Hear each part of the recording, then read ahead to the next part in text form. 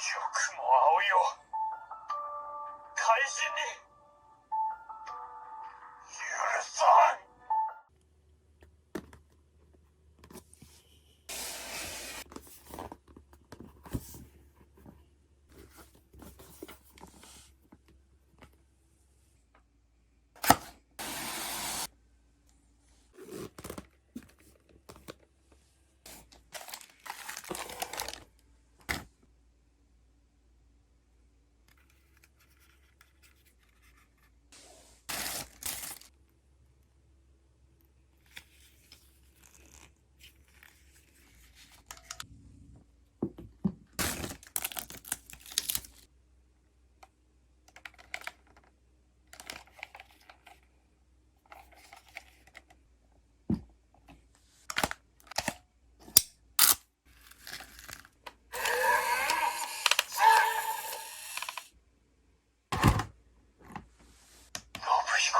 力じゃ勝てない。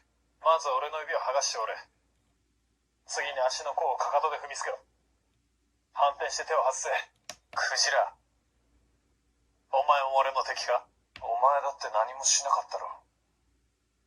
なんでゆかりをビルゲニアから守れなかった？あの時はここで止められたよな。あのキングストーンはあいつのものだ。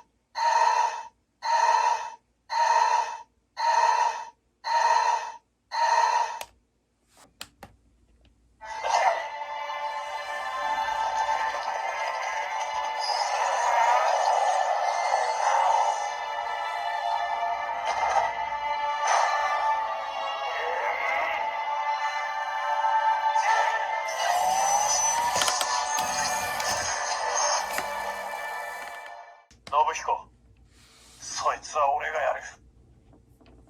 いいからどけ。よ